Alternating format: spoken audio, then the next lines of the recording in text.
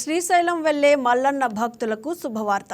రేపటి నుంచి మల్లన్న భక్తులకు ఉచిత లడ్డూ ప్రసాదాలు అందించనున్నట్లు ఆలయ చైర్మన్ పోతుగుంట రమేష్ నాయుడు తెలిపారు.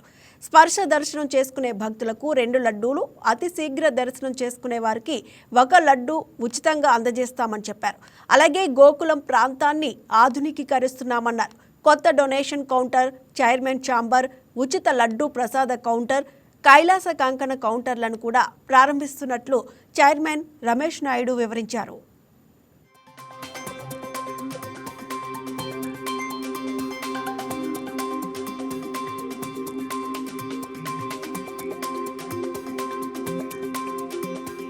ఓం నమ శివాయ.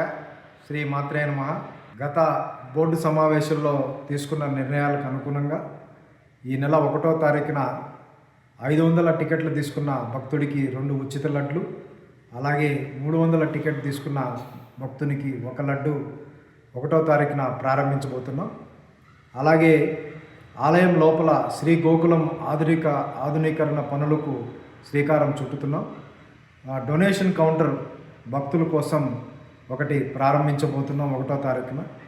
అలాగే చైర్మన్ గారి ఆఫీసును కూడా 1వ తారీఖున ప్రారంభించబోతున్నాం.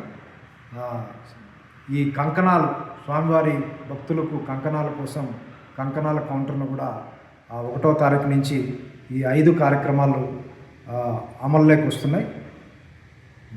ఓం నమ శివాయ. ఈ వీడియో మీకు నచ్చినట్లయితే లైక్ చేయండి, షేర్ చేయండి, మా ఛానల్కి సబ్స్క్రైబ్ చేయండి.